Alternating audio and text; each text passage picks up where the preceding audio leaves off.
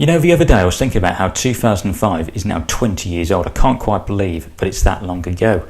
And it kind of got me thinking. I was thinking about what happened during that year, particularly in the world of sport. And I came to realise that actually there was quite a few moments during the year, specific sporting moments, that are considered quite iconic now. When you sort of look back, they seem even more incredible than they did when it happened during that year. And they've kind of stood the test of time, and everyone has their own personal story of where they were when it happened. And when I was kind of going through some of the biggest sporting spectacles that happened during 2005, I came to realise that there actually are quite a number of iconic matches, results, performances that happened during that year. And I thought to myself that in a way they kind of seem more impressive now than they even did back then. Just to name a few examples, there was of course the iconic Champions League final of 2005 between Liverpool and AC Milan. I remember watching this match, particularly the first half, because AC Milan pretty much dominated that first half and were 3-0 up by half time, and it looked for certain that they were going to go on to win the Champions League. And yet Liverpool staged one of the greatest comebacks in Champions League history, levelling at 3-3 before going to win on penalties, thanks to Jerzy Dudek, the Liverpool goalkeeper's heroics in the penalty shootout. Also in 2005, Tiger Woods went on to win his 4th green jacket at the Masters in probably one of his best performances of his career. It was during obviously the time when Woods was the #1 player in golf, and probably at that time one of the most recognised and most iconic sporting athletes. And what made his 4th Masters win so memorable was particularly his chip on the 16th green in the 4th and final round, that after a wayward tee shot he chipped back onto the green and it remarkably rolled down the slope and into the hole, just having enough momentum to reach the hole and go in. And another moment that you actually may forget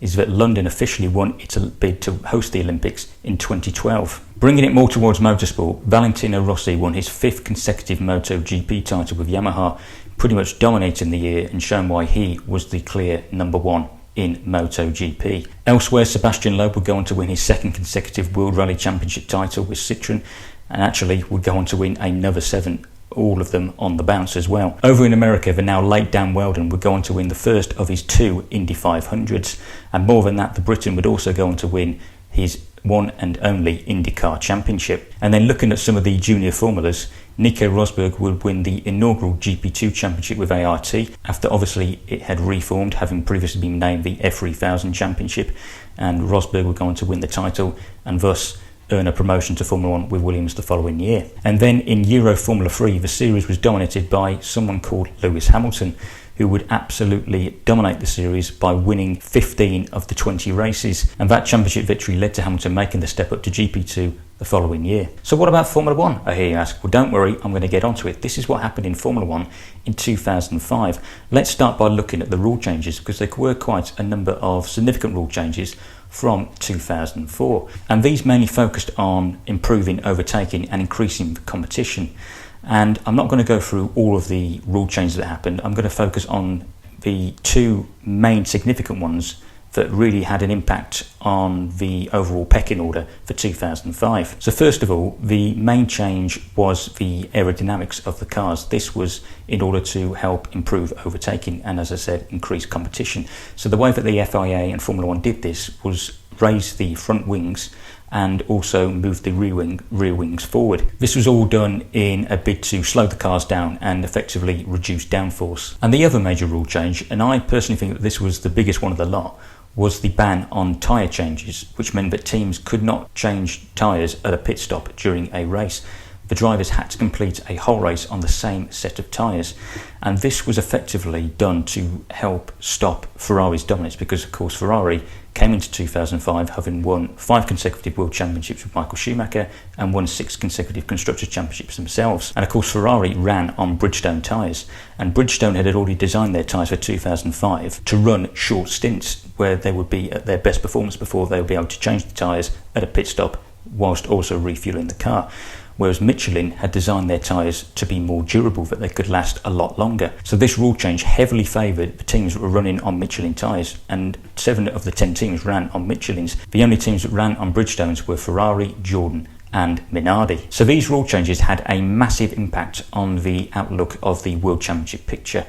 That's because Ferrari could not compete in 2005. Because their tyres would often blister and not be able to cope with the demands of a Grand Prix distance, it meant that they often were trailing in Renault and McLaren's wake, the two teams that would end up fighting for the World Championship in 2005. So let's focus on the World Championship battle between Renault and McLaren. It would go down all the way to the wire. Well, the Constructors' Championship would, the Drivers' Championship would be won at the third to last round in Brazil by Fernando Alonso. He would end up coming out on top in his battle with Kimi Raikkonen, and that's despite the fact that McLaren actually designed a faster and more competitive package than Renault. But the thing that held McLaren back so badly in 2005 was reliability. The MP420, which is without a doubt one of the most beautiful cars ever designed, was so quick, but so unreliable at the same time. It really was their Achilles heel in 2005. Time and time again, Raikkonen and his teammate Juan Pablo Montoya would be in a position where they'd be fighting for a victory or in the podium places, and then they'd suddenly break down through mechanical issues. Sometimes it wouldn't be reliability, it would be just genuine bad luck that would hurt McLaren's chances of winning the championships that year. If you look at the Nürburgring, for example, when Raikkonen was leading, but on the last lap he had his dramatic crash, when his suspension failed because of a tyre delamination that he'd suffered during the Grand Prix after he locked up while lapping Jacques Villeneuve's Sauber. And McLaren and Raikkonen decided to take the gamble of, instead of pitting and changing the tyre, to try and nurse the tyre all the way to the end of the Grand Prix in the hope that it would stay on and last and they'd be able to win the race. But of course that didn't happen because the loads were so severe. In the end, the suspension couldn't cope and it completely failed as Raikkonen went down to turn 1 on the last lap, and then he suffered his crash and lost a crucial victory. It was those moments that really did end up hurting Raikkonen and McLaren's chances of winning the World Championship. So while McLaren were always failing to maximise potential of its car, Renault, on the other hand, did the complete opposite. It always got the most out of the package, and that was helped by the fact that Alonso had really his sort of breakthrough year. We already knew that he was obviously a Grand Prix winner and that he really was a star in the making, but this was the year that he really took centre stage and announced himself to the world. Even when Renault had a clear deficit to McLaren, Alonso always seemed to not only maximise the result that was available to him, he more often than not managed to beat them, either in qualifying or during the race. And in the end, that really was the biggest difference between why Alonso went on to win his first of 2 World Championships and Raikkonen yet again missed out, as he did in 2003. So while Renault triumphed over McLaren in both World Championships that year, let's also have a look at some of the other significant moments that happened during 2005. And let's start by looking at that dreaded, farcical Indianapolis race of 2005 that ended up hanging a cloud of controversy over Formula One. This race ended up being known as the 6-car race, or Tiregate, and that's because Michelin's tyres were unable to cope with the loads of the Indianapolis banking at the final corner, and a number of the teams that were running Michelin tyres suffered tyre failures over that weekend, in particular Toyota, who had 2 crashes during practice.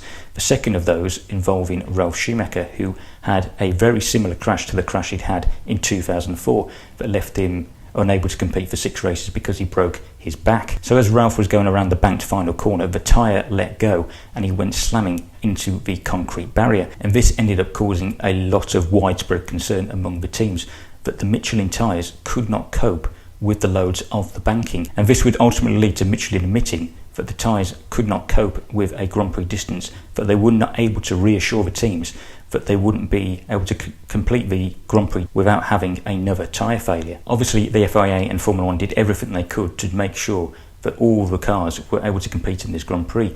There was talk of putting in a temporary chicane, but in the end, that didn't gain unanimous support. And so at the end of the formation lap, all of the 7 teams that ran Michelin tyres pulled into the pit lane, and only Ferrari, Jordan and Minardi's drivers pulled onto the grid, leaving us with just a 6-car race and one of the most embarrassing moments in Formula One. But while Indianapolis was without doubt the lowest point of the season, the highest point of the season was arguably Suzuka, because it produced one of the greatest races in Formula One history, and that's because the weather in qualifying had a major part to play in why the Grand Prix turned out to be so iconic and so amazing. So what happened was, during qualifying there were rain showers, but the rain was forecasted to get heavier, so this allowed the lower teams and the midfield teams to run during better conditions. But when the heavier rain came later in the session, that meant that the front runners, Ferrari, Renault, McLaren, all of them were caught out by the heavier rain and meant that obviously they were unable to go as quickly as the cars that had run earlier in the session,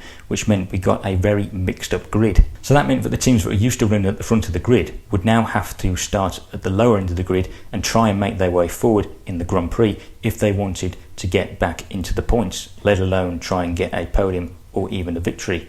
And yet that's exactly what happened, because Kimi Raikkonen produced probably his greatest ever drive, coming from 17th on the grid to win the race for McLaren. Kimi was absolutely on fire that day and absolutely deserved to win the race, simply based off how he overtook Giancarlo Fisichello's Renault on the last lap. Fisi did make a bit of a mess of how he defended his position. He went really too defensive into the final chicane, and that meant that Raikkonen was able to get a better run out of the final corner and onto the pit straight. And of course, they had that moment as they came across the start-finish line to start that last lap when Giancarlo realised he really was in trouble and he had to go very defensive. And at the point where Raikkonen moved to the outside, they almost touched, but Raikkonen swooped round the outside of turn 1 and took the lead, and of course went on to win in what was a fantastic drive and overall a fantastic Grand Prix. We had so many great battles up and down the grid. We had some sensational overtakes, particularly from Alonso. His overtake on Michael Schumacher around the outside of 130R, simply unbelievable. And then his overtake on Webber for third place when he actually drove onto the grass going down towards turn 1 was another great move. It really was just such a fantastic Grand Prix, and it's no wonder that we all still hold this in such high esteem even today. So we've looked at the rule changes, we've looked at the championship battle, and we've looked at some of the big moments that happened during the year. But 2005 also marked the end of an era, because of course it was the final season in which Formula 1 cars ran V10 engines. It really was a shame that Formula 1 moved away from V10 engines, but of course we did get V8s, which I suppose were kind of just as good and sounded just as good, but the V10s really were fantastic, weren't they? They really were so invigorating, and they were just so simple compared to the complicated V6s that we have now with all the technology that they have. But more than that, it also marked the end of an era concerning two of the privateer teams, Jordan and Minardi, because both of them would be renamed for 2006 because both had been taken over. For Jordan, they had been sold at the end of 2004. Eddie Jordan had decided to sell his team to the Midland Group, but out of respect for the fact that Eddie had obviously sold his team, they decided to run the Jordan name for one last season in 2005 before renaming it Midland in 2006. And then as for Minardi, Paul Stoddart, the team boss, had always been open to selling the team if the right offer came about, and sure enough, that did happen during 2005 when Red Bull came calling, offering to buy the team and turn it into a sort of Red Bull Junior team that obviously would be called Toro Rosso in 2006, and after a few name changes is now obviously Racing Bulls as we know it today. So there you go, that is what happened in Formula 1 in 2005.